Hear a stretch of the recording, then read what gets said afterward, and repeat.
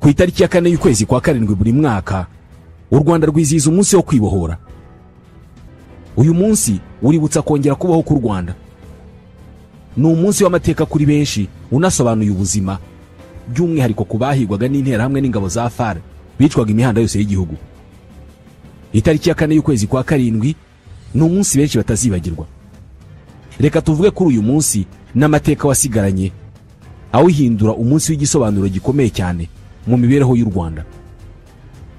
Mu gicuku cyo kuwa mbere ku itariki ya 4 y'ukwezi kwa karindwi mu 1994 nibwo ingabo za leta FAR intera hamwe n'impuzambugambi zatwaye abaturage b'abasivile batwarwa bugwate bari mu mujyi wa Kigali. Batwaye mu kinyoma gikomeye cyane cy'uko inkotanyi za RPF ngo zari zigiye kubica zikabamaraho. Icyo gisirikari cyarimo gitsindwa n'inkotanyi za RPF cyafashe umwanzuro wo guhunga umujyi wa Kigali baciye ahitwa mu Nzove bagana mu majyaruguru y'igihugu mu bice bya perefegitura za Gisenyi na Ruhengeri. Ibi byari bibaye ikimenyetso cy'uko leta yakoraga jenoside yari itsinzwe burundu kubera ko yari imaze kwemera ko itabasha kugumana umurwa mukuru w'igihugu. Iki ni nacyo cyari ikicaro gikuru cy'ubutegetsi. Ubwo butegetsi bwari bubonye abayobozi bashya. Abakoraga jenoside barahunga. Ibi byarimo bituma urugamba rugana ku musozo by'umwihariko rwo guhagarika jenoside. Ku itariki ya 4 y'ukwezi kwa karindwi mu 1994 ubaza umunsi ku wundi byari bibaye iminsi 87 ingabo za leta FAR zihanganye n'inkotanyi. Ibi nibyo kubera ko mu buryo bw'incamake mu mujyi wa Kigali hari harabereye urugamba rukomeye aho inkotanyi zaharwaniye urugamba amateka ashobora kuzahora yibuka. Ibitero by'ingabo za leta FAR byari byaratangiye ku itariki ya 6 y'ukwezi kwa 4 mu 1994 ubwo indege ya Perezida Habyarimana ikimara guhanurwa. Ingabo za leta icyo zahise zikora kwari ugushinga za bariyeri nyinshi mu mujyi wa Kigali no gutangira kujya mu ngo z'abanyapolitike batari bashyigikiye umugambi wa jenoside bagatangira kubica. Abasirikari barindaga umukuru w'igihugu nibo bayoboye abandi bica abanyapolitike benshi barangajwe imbere na Minisitiri w'Intebe Madame Uwiringiyimana Agatha n'abandi nka Landouane Ndasingwa, Federico Nzamurambaho, Faustin Rucogoza n'abandi benshi. Uretse gutangiza ibikorwa byo gutsemba abatutsi muri jenoside yakorewe abatutsi ndetse n'abanyapolitike batari bashyigikiye uwo mugambi wa jenoside, igisirikari cya leta FAR cyanatangije ibitero bikomeye ku ngabo za RPA inkotanyi zari muri CND na hari inteko ishinga amategeko uyu munsi. Izi ngabo ni zimwe ushobora kuba warumvise cyangwa se warasomye mu nyandiko zitandukanye zari muri batayo ya 3 ya RPA yamenyekanye nk'ingabo 600. Izi zari zaraje mu mujyi wa Kigali mu kwezi kwa 12 mu 1993 ziherekeje abanyapolitike ba RPF inkotanyi. Bari baje mu bikorwa byo gushyiraho guverinoma y'inzibacyuho yagombaga gutegeka u Rwanda mu gihe cy'amezi 22 nkuko byari byaragenwe n'amasezerano ya Arusha. Aba nabari bashinzwe kurinda abanyapolitike ba RPF. Iyi leta yari yemeranijweho mu masezerano ya Arusha yari leta yagombaga kuyoborwa na Perezida Juvenal Habyarimana. Minisitiri w'Intebe yagombaga kuba Faustin Twagiramungu yungirijwe na Colonel Alex Kanyarengwe wari na chairman wa FPR inkotanyi. Yagombaga kuba vice ministre w'Intebe. Iyi leta yagombaga kujyaho ndetse akajyaho n'inteko ishinga amategeko yagombaga kubigizwe n'abadepite bava mu mashyaka atandukanye yagize uruhare mu masezerano y'amahoro ya Arusha. Ibi kandi byagombaga kujyana no gushyiraho ingabo z'igihugu zagombaga kuba igisirikare kigizwe n'abasirikare bavanze barimo 60% bagombaga kuva muri FAR naho 40% bakaba abarwanyi ba RPF inkotanyi. Ingabo z'igihugu ni ukuvuga igisirikare na gendarmerie zagombaga kuba zigizwe n'abagera ku 19,000. Abagombaga kujya muri guverinoma ndetse n'inteko ishinga amategeko bavuye muri FPR inkotanyi baje Kigali bacumbikirwa muri hotel Amajyambere yari kuri CND. Ubu ni kunyubaka ikoreramo inteko ishinga amategeko na nimbivuze mu kanya. Bari bategereje ibikorwa byo kurahiza guverinoma ariko Perezida Habyarimana ndetse nabo bafatanyaga mu butegetsi bo mu ishyaka MRND no mu mashyaka ya Power banze ko ibi bibaho babikerereza ku bushake ahubwo bategura jenoside. rero byageze mu kwezi kwa kane mu 1994 aba banyapolitike bari i Kigali bagitegereje ishyirwaho rya guverinoma batigeze babona. Aha rero niho bari bafite igisirikare kigera ku basirikare 600 bagombaga kubacungira umutekano, bari bayobowe na Lieutenant Colonel Charles Kayonga. Indege ya Perezida Juvenal Habyarimana ikimara guhanurwa ku itariki ya 6 y'ukwezi kwa kane mu 1994, ingabo za leta FAR zatangiye kurasa kuri izi ngabo 600 za RPA zari muri CND. Ni ibisasu biremereye byagwaga kuri iyi nyubako ya CND ku buryo byabaye ngombwa ko abanyapolitike bahungishirizwa muri kave y'iyi nyubako, maze abasirikare bambarira urugamba. Ibisasu byaraswaga kuri iyi nyubako byaturukaga mu birindiro by'ingabo za leta, byari mu bigo bya gisirikare bya Camp Kigali, ahari ibirindiro bikuru by'igisirikare cya leta. Byaturukaga kandi mu kigo cya Camp Kanombe, ahari ikicaro cy'ingabo za leta FAR mu mujyi wa Kigali. Byanaturukaga muri Camp Kami ndetse no mu kigo cya gendarmerie cyari ku Kacyiru, wongeyeho n'ibyaturukaga muri Camp GP. Ikigo cyabagamo abasirikare barindaga umukuru w'igihugu, bo bari banafite gahunda yo gusenya CND burundu. Uretse ibi bigo kandi, imbunda ziremereye zari zishinze ku misozi ya Jari, Rebero ndetse na Mont Kigali. Izi nazo zarasaga ubutaruhuka ku nyubako ya CND. Ahangaha byasaga naho ingabo za RPA zari hagati nk'ururimi. Ariko nyuma yo kuraswaho igihe kirekire, mu masaha 9 y'igicamunsi ku itariki ya 7 y'ukwezi kwa kane mu 1994, General Major Paul Kagame wari umugaba mukuru wa RPA Inkotanyi yahaye amabwiriza Lieutenant Colonel Charles Kayonga wari uyoboye izi ngabo kuziyobora zikirwanaho.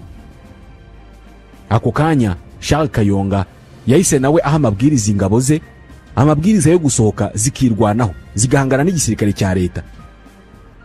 Icyo gihe kompanyi ya Chui yasohokeye ku marembo areba kuri Convention Center, isakirana n'abasirikare barindaga umukuru w'igihugu babajepe. Uru rugamba rubera hubatse Kigali Convention Center ubu ngubu. Intambara itangira ubwo. Ku rundi ruhande, kompanyi ya Igo yahise isohokera mu marembo areba kuri RDB, basohoka bagana mu bice by'Iremera, bahawe inshingano zo kurinda abatutsi bari bahungiye kuri Stade Amahoro. Aha niho hari ibiro by'ingabo z'umuryango w'abibumbye MINUAR. Indi kompanyi yitwa Simba yasohokeye ku marembo agana kuri RDB mu muhanda ugana Nyarutarama na Kibagabaga. Yari ifite inshingano zo kujya kuzibira igisirikare cya leta cyari mu kigo cya Kami cyashoboraga kugaba ibitero kuri CND. Indi kompanyi nayo ya Igo nayo yasohotse muri CND ica kuri Chui yari imirwana n'abajepe, imanuka igana ku Kacyiru gutangira abajandarume bari mu kigo cyabo kugira ngo nabo bataza kuri CND. Buri kompanyi yari igizwe n'abasirikare 100, mu gihe hari kompanyi y'inyunganizi ndetse n'iyari ifite inshingano zo kurinda ibirindiro bikuru by'ingabo 600 byari muri CND. Aba bose batangije ibitero byo kwirwanaho mu buryo bukomeye cyane.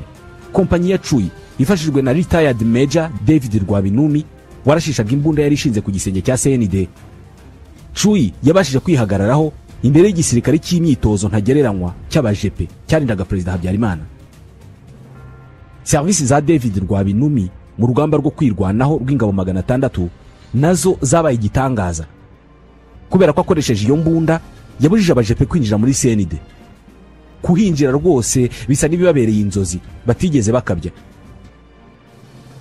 Igo yo yagannye mu bice bya Remera, yigarurira igice cya Remera, bashyira roadblock cyangwa se barriere ku gisimenti hafi yo kwa Rando. Ubwo bababujije abasirikare ba FAR bari kuva mu kigo cya gisirikare cya Camp Kanombe gutera CND. Ndetse iyi kompanyi yanatabaye abatutsi basaga 5,000 bari bahahungiye. Mu batabawe icyo gihe harimo na Faustin Twagiramungu wari wahahungiye. Ku rundi ruhande, kompanyi zagiye gutangira cyangwa se kuzibira abasirikare bava Ikami ndetse n'abajandarume bari guturuka ku Kacyiru nazo zazikihagazeho. Mu buryo butangaje, ingabo zari ziyobowe na Charles Kayonga zarimo zikora akazi gakomeye cyane. Ku rundi ruhande, umugaba mukuru w'inkotanyi za RPF General Major Paul Kagame nawe aho yari ari ku murindi yimuye ibirindiro bye abijyana Imiyove. Ahari hahurijwe batayo 3 za RPA zari zigiye koherezwa i Kigali. Izi ngizi ku itariki ya 8 y'ukwezi kwa kane mu 1994 zahawe amabwiriza azerekeza i Kigali. Ayo mabwiriza yari ayo kujya gutabara ingabo 600 za RPF ndetse no gutabara abatutsi barimo bicwa imihanda yose y'igihugu. Izi batayo eshatu zari batayo ya Alpha yari iyobowe na Colonel Sam Kaka, batayo ya Bravo yari iyobowe na Colonel Twahirwa Dodo, ndetse na batayo ya 59 yari iyobowe na Colonel Charles Ngoga. Izi batayo zihuse cyane ku muvuduko munini cyane zagiye Kigali. Mu kugenda imbere hari batayo ya Alpha, Bravo ikurikiraho, maze batayo ya 59 izi nyuma yazo. Mu mibare batayo ya Alpha yarihuse cyane, amabwiriza yari ifite yarayo kugenda, ntawe yagombaga guhangana nawe mu nzira. Akazi ko kurwana mu nzira kari kahawe Bravo, naho Alpha yagombaga kwihuta igatabara ingabo 600 zari muri CND. Ku muvuduko munini cyane inkotanyi za RPF zageze mu mujyi wa Kigali ku gicamunsi cyo ku itariki ya 10 y'ukwezi kwa 4 mu 1994, aho abasirikare bo muri kompanyi zo muri batayo ya Alpha bari basesekaye muri CND baje guha ubufasha no gutabara ingabo 600 zari zihagaze bwuma zirinze iyo nyubako yari irimo iraswaho cyane, zari zikirwanaho rwose. General Major Paul Kagame yahaye inshingano Colonel Sam Kaka, inshingano zo kuba ari we wari kuyobora urugamba rwo mu mujyi wa Kigali. Ni urugamba rwari rugiye kugena hazaza h'u Rwanda. Uru rugamba nirwo rwagennye icyo u Rwanda ari cyo uyu munsi. Byihuse cyane batayo ya Alpha yahise igana kuri CND. Batayo ya Bravo ya Colonel Dodo yo yahise yurira umusozi wa Jari ijya guhangana n'igisirikare cya leta cyari kinahashinze ibirindiro bikomeye. Batayo ya 59 ya Colonel Ngoga yavuyemo kompanyi ebyiri zahawe inshingano zo kurinda ibigega bya essence byo mu Gatsata, none izindi kompanyi z'iyi batayo zerekeza muri CND. Ahangaha inkotanyi zimaze kugera mu mujyi wa Kigali, igisirikare cya leta FAR cyari kihereranye ingabo nkeya 600 gusa, ibyacyo byahise bisubirwamo. Akazi karatangira, urugamba rurakomera. Icyo gihe byihuse ku itariki ya 11 y'ukwezi kwa 4 mu 1994, ingabo za RPA inkotanyi mu buryo butunguranye zarihuse zigana ku musozi wa Rebero mu buryo bw'igitero gitunguranye cyane, zigaba ibitero kuri uwo musozi, maze bigeze ku itariki ya 12 y'ukwezi kwa 4 zihita zinawigarurira wose. Ako kanya Rebero ikigarurirwa n'ingabo za RPA. Ingabo za leta zahise ziva mu kigo cya Camp Kigali kubera ko ntabwo byari gukunda ko zihaguma, kubera ko inkotanyi zabashaga kuharasa ziri ku Irebero. Ku rundi ruhande abajepe kuba batari bageze muri CND ahubwo bagihanganye na Cuyi yonyine, byahise bibabana ihurizo rikomeye, kubera ko inkotanyi mu mubare ufatika zahise zitangira guhangana nabo. Nabyo bisubirwamo rwose. Ingabo za RPF inkotanyi mu mujyi wa Kigali ibitero byazo byarihuse cyane, zijya mu bice bitandukanye by'umujyi wa Kigali zihangana n'ingabo za leta icyarimwe, zinatabara abatutsi barimo bicwa mu bice bitandukanye by'umujyi wa Kigali nka Remera, Nyamirambo n'ahandi. Ahangaha mu mujyi wa Kigali mu bice bitandukanye ingabo za leta zarimo zica abatutsi, inkotanyi nazo zirwana n'izo ngabo za FAR zinagerageza kurokora abo batutsi. Mu ntambara y'urugamba rwo guhagarika jenoside mu mujyi wa Kigali, ingabo za RPF inkotanyi zakoze operasiyo nyinshi cyane zitandukanye, zirimo operasiyo yamenyekanye cyane yo kubohora abatutsi bari bihishe muri Saint Paul. Ni ku itariki ya 17 y'ukwa gatandatu mu 1994. Aha havanywe abatutsi 2000 bikozwe n'itsinda ry'abakomando bo muri batayo ya Bravo yari ikambitse ku Gisozi, hariya hari UL ku munsi. Mu kwezi kwa 4 inkotanyi za RPF zakomeje gusunika ingabo za leta zizivana mu bice by'uburasirazuba bw'umujyi wa Kigali ziberekeza mu burengerazuba. Ku rundi ruhande General Paul Kagame ubwo yatangaga amabwiriza yo kugaba ibitero ku mujyi wa Kigali, yanahaye izindi batayo amabwiriza yo kugaba ibitero ku birindiro by'ingabo za leta mu bice bitandukanye by'igihugu. Uko niko batayo y'157 yari iyobowe na Lieutenant Colonel Fred Bingira yahagurutse ahitwa Tabagwe ni Nyagatare, igaba ibitero ku ngabo za leta mu mujyi wa Nyagatare. Ica ku kigo cya Gabiro ihura na batayo ya 7 yari iyobowe na Colonel William Bagire. Ahangaha basunitse ndetse batsinda ingabo za leta zari mu kigo cya gisirikare cya Gabiro ndetse baranakigarurira. Bakomeza ibitero birukanka umurambi w'Umutara wose mu cyari komine Murambi kwa Jean Baptiste Gatete. Ahangaha ni ingabo za leta zari zishinze ibirindiro zitangira guhangana na RPF bikomeye. nyuma y'iminsi myinshi bahanganye ku itariki ya 13 y'ukwezi kwa kane mu 1994 ingabo za RPF zigaruriye ibyo bice zitabara bamwe mu batutsi bari barokokeye kuri paruwasi ya Kisiguro. Abenshi bari bariciwe ahangaha kuva ku itariki ya 10 na 11 y'ukwezi kwa kane. Ibitero by'ingabo za RPF muri batayo 157 ya Fred Bingira n'iya 7 ya William Bagire byakomeje kuba byinshi bisunika ingabo za leta, maze ku itariki ya 16 y'ukwezi kwa kane mu 1994 ingabo za RPF zigarurira umujyi wa Kayonza. Muri iriya hompo ya Kayonza izi batayo zaratandukanye. Batayo 157 ya Fred Bingira ikomeza umuhanda ugana ku mupaka wa Rusumo, mu gihe batayo ya 7 yo yerekeje mu muhanda wa Kayonza Kigali. Ubwo ni ku birometero 60 hanze y'umurwa mukuru Kigali. Colonel Bagire nawe ku muvuduko munini cyane nkuko yarabisabwe na General Major Paul Kagame, yihuse cyane yigarurira ibice bitandukanye yerekeza i Kigali. Ku itariki ya 27 y'ukwezi kwa kane mu 1994 yigaruriye umujyi wa Rwamagana. We n'ingabo ze bahise bakomeza urugendo rugana i Kigali, banyura Nyagasambu bihuta, bigarurira ibice bya za Kabuga, maze amaso ya Colonel Bagire ku mabwiriza ya General Major Paul Kagame aherekeza ku kibuga cy'indege cya Kanombe. Yatangiye kurasa ku kigo cya gisirikare cya Kanombe. Iki kigo yarakizengereje cyane birangira atsinze ingabo za leta zari zihari. Afata icyo kigo ndetse iyi batayo ifata ikibuga cy'indege mu ijoro ryo ku itariki ya 22 y'ukwezi kwa gatanu. Ku rundi ruhande Fred Bingira nawe yihuta cyane n'abasore yarayoboye yirukanye ingabo za leta zihungira muri Tanzania, ndetse zinatwara abaturage benshi zibatwaye bugwate bambuka umupaka wa Rusumo, maze Fred Bingira yigarurira uyu mupaka ni ku itariki ya 30 y'ukwezi kwa kane. Ako kanya ku mabwiriza y'umugaba mukuru w'ingabo General Major Paul Kagame, batayo 157 yahise ikata igana mu majyepfo y'uburasirazuba bwa Prefegitura ya Kibungo, ica hitwa Rukumberi, ihatabara abatutsi bake cyane bari barokotse mu bwicanyi bukomeye bwahakorewe. Inkotanyi zari ziyobowe na Fred Bingira zaciye Sake zitambika zigana mu cyari Kigali ngari, zigarurira umujyi wa Nyamata ni ku itariki ya 14 y'ukwa gatanu, ndetse zikomeza ibitero biremereye cyane ku ngabo za leta zari mu kigo cya gisirikare cya Gako, zirakigarurira. Zikomeza noneho zigana mu majyepfo y'u Rwanda. Uko niko zaciye mu bice bya Kibugabuga na Ngeruka, zica Kamabuye na Nyakayaga, zambuka mu bice bya Ruhuha, Kamabare na Gihinga, zigera ku kiraro cya Rwabusoro. Ni mu gihe ingabo za leta zarimo zihunga zasenye iki kiraro zishaka ko inkotanyi zitinjira mu cyahoze ari Perefegitura ya Butare. Gusa birasa naho ingabo za leta zitari zifite amakuru ahagije kuri RPF inkotanyi, kuko n'ubundi byarangiye inkotanyi zambutse icyo kiraro, maze zinyanyagira mu bice by'amayaga zica muri za Murinja na Kinazi, izindi zitambika zica Busoro, Nkuyira na Nyamiyaga zigana Ntyazo na Kibirizi. Izi ngabo mu buryo bwihuse zafashe umujyi wa Ruhango ku itariki ya 29 y'ukwezi kwa gatanu mu 1994, ndetse n'umujyi wa Nyanza zawufashe ku itariki ya 30 y'ukwa gatanu.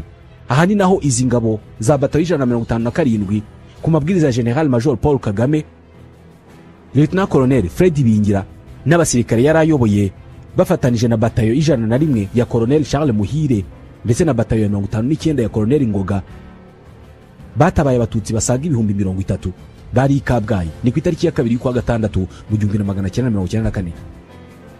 Ibi byatumye n'ubundi umujyi wa Gitarama uberamo urugamba rukomeye cyane, ariko nawo wigarurwa n'inkotanyi ku itariki ya 13 y'ukwa gatandatu, maze guverinoma y'abajenosideri yari yahahungiye ku itariki ya 12 y'ukwa kane ivuye i Kigali irongera irahunga igana ku Gisenyi.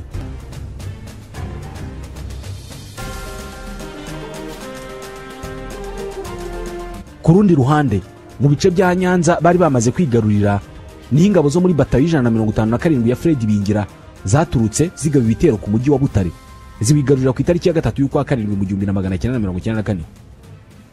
Gufata umujyi wa Butare mu buryo buzwi neza byakozwe ku mabwiriza ya General Major Paul Kagame, bikorwa ko kanya nkuko yabigarutseho ku ijambo yagejeje ku banyarwanda mu bikorwa byo kwibuka ku nshuro ya 30 Jenoside yakorewe abatutsi. Iki gihe yavuze ku buryo yahaye amabwiriza Fred Bingira amabwiriza yo kwigarurira umujyi wa Butare. Ku rundi ruhande mu kwezi kwa kane General Major Paul Kagame ubwo yari Imiyove amaze gutanga amabwiriza yo gutangiza ibitero ku ngabo za leta ngo ingabo yarayoboye zihagarike jenoside, batayo ya Charlie yari yobowe na Colonel Tadeyo Gashumba yatangije ibitero ku ngabo za leta. Ibitero bigana mu burengerazuba bw'amajyaruguru y'igihugu, bigana mu birunga. Iyi batayo yari ishinzwe kuzibira ingabo za leta zashoboraga guturuka mu bice bya Ruhengeri na Gisenyi zikagaba ibitero ku birindiro bikuru bya RPA byari ku Murindi ndetse na Miyove. Aha niho umugaba mukuru yarari. Ku rundi ruhande nanone, mu gihe itegeko ryo guhagarika jenoside ryatangwaga na General Major Paul Kagame, mu bice bya Byumba batayo ya 21 yari yobowe na Colonel Charles Musitu yatangije ibitero ku ngabo za leta zari mu mujyi wa Byumba. Maze nyuma y'urugamba rukomeye cyane ku itariki ya 21 y'ukwezi kwa kane arawigarurira. Nawe byihuse yahise atangiza urugendo rugana i Kigali, atangiza ibitero ku ngabo za leta zari mu kigo cya Kami. Maze iyi batayo ihangana n'izi ngabo za leta, ziratsindwa, zivamo zirahunga zigana mu gice cy'uburengerazuba bw'umujyi. Iyi batayo ibifasha icyo kigo gutyo. Ibi ngibi byahaye ingabo za RPF ubushobozi bwo kugenzura igice cyose cy'uburasirazuba bw'umujyi, kubera ko unibuka ko ikibuga cy'indege cya Kanombe cyari cyaramaze gufatwa na Colonel Bagire na batayo ya 7. Ibyo kugenzura igice cy'uburasirazuba bw'umujyi wa Kigali byari bisobanuye ko igice cy'uburasirazuba bw'u Rwanda mu kwezi kwa gatanu byari birimo kugenzurwa n'ingabo za RPA.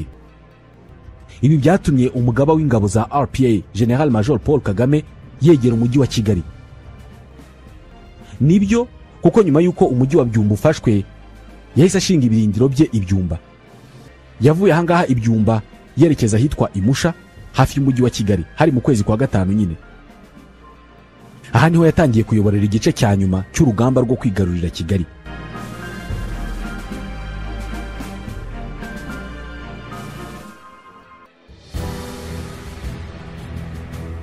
Aho umugaba mukuru w'ingabo za RPF yajyaga hose, yabaga ari kumwe na batayo ya High Command yari yobowe na General Retired James Kabarebe. Yari afite ipeti rya Colonel icyo gihe. Ahangaha rero Imusha, General Major Paul Kagame yahise aha amabwiriza Colonel William Bagire na batayo ye ya 7, amabwiriza yo kuva mu bice bya za Kanombe bakambukiranya umujyi wa Kigali bakajya ku musozi wa Jari.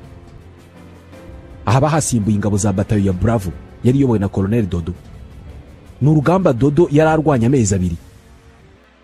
Ibi byageze ku itariki ya 20 y'ukwa gatandatu, maze umusozi wa Jari urafatwa. Kuwufata byahise biha RPF kugenzura umuhanda wa Kigali Ruhengeri. Ahangaha rero ingabo za leta zari zisigaranye ibice bito cyane by'umujyi wa Kigali byarimo mu mujyi rwagati, Nyamirambo, mu bice bigana Nyakabanda ndetse na Kimisagara. Ahangaha ingabo za leta zarimo zihatirizwa gusohoka mu mujyi wa Kigali, kubera ko n'ibice bya za prefegitura byarimo Byumba, Kibungo, Kigali ngari, Gitarama na Butare byari byamaze gufatwa. Mu ijoro ryo ku itariki ya 3 ishyiri ya 4 mu kwezi kwa 7, igisirikare cya leta FAR cyemeye ko cyatsinzwe, bahita banafata icyemezo cyo gusohoka mu mujyi wa Kigali. Gusa kubera ko imihanda yose usohokamo igana mu ntara yari yarafunzwe n'inkotanyi, izi ngabo zahisemo gusohoka mu mujyi zinyuze mu muhanda uca ku giti cy'inyoni, bakomeza mu Nzove kuri Skol, bazamuka mu bice bya Rushari na Ruri, bahinguka mu Gakenke berekeza mu Ruhengeri. Gusohoka kw'ingabo za leta mu mujyi wa Kigali ku itariki ya 4 y'ukwa 7 mu 1994 nyuma y'ibitero by'inkotanyi za RPF byari bivuze gutsindwa kwa leta yakoraga jenoside, kubera ko icyicaro cy'ubutegetsi cyari kimaze kwigarurirwa n'ingabo za RPA. Iki cyari ikintu gikomeye cyane inkotanyi zari zigezeho kuva zitangiye urugamba rwo kubohora u Rwanda ku itariki ya 1 y'ukwezi kwa 10 mu 1990. Ibi byahise bihindura itariki ya 4 y'ukwezi kwa 7 umunsi w'igitangaza mu mateka y'u Rwanda. Ibi byahise bibihame ko abazatura u Rwanda bazakomeza gufata uyu munsi w'itariki ya 4 y'ukwezi kwa 7 nk'umunsi wo kongera kuvuka bundi bushya, umunsi wo kubohorwa n'inkotanyi mu butwari bukomeye cyane. Byahise biha u Rwanda icyerekezo gishya, bihindura u Rwanda igihugu cya bose, aho buri wese afite uburenganzira bungana n'ubwundi, aho iterambere rigera kuri bose nta kuvangura. Rukaba u Rwanda buri munyarwanda abamo mu bwisanzure buhagije kandi bwuzuye, yishimiye ibyo akora kandi bimuteza imbere. nyuma yo guhunga umujyi wa Kigali, igisirikare cya leta FARC n'ubundi aho cyaciye hose cyarwanaga no kureba ko cyakongera kwisuganya kikarwana, ariko ntibyakunze kubera ko inkotanyi ntabwo zigeze zibemerera, ahubwo zakomeje kubashushubikanya, maze mu buryo buhambaye banarwanira mu mujyi wa Ruhengeri. Gusa nawo inkotanyi ziwigarurira ku itariki ya 15 y'ukwezi kwa karindwi mu 1994. Igisirikare cya FARC ndetse n'abaturage batwawe bugwate nacyo bahise bafata umuhanda werekeza mu mujyi wa Gisenyi. Minisitiri w'intebe w'icyo gihe Jean Kambanda mu bufasha bwa leta y'Ubufaransa yahise yumvikana na Marshal Mobutu wategekaga Zaire, yemerera ubuhungiro abajenosideri n'abaturage batwawe bugwate. Leta n'igisirikare cyayo bambuka imipaka bagana muri Zaire ku itariki ya 17 y'ukwa karindwi mu 1994. Leta yakoze jenoside, igisirikare cya FARC, intera hamwe n'impuzamugambi bose bari bamaze gutsemba abatutsi mu Rwanda, bambutse imipaka bajya Goma bahunga u Rwanda. Ntabwo bagiye bonyine kubera ko batwaye abaturage basaga miliyoni 2 babatwara bugwate, babajyana muri Repubulika ya Demokarasi ya Kongo yitwaga Zaire icyo gihe.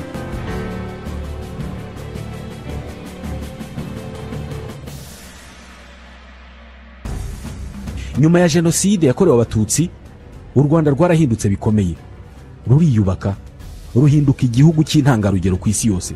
None dore aho tugeze. Iki kiganiro cyanditswe na Bizimana Christian. Tubashimiye ko mwadukurikiye.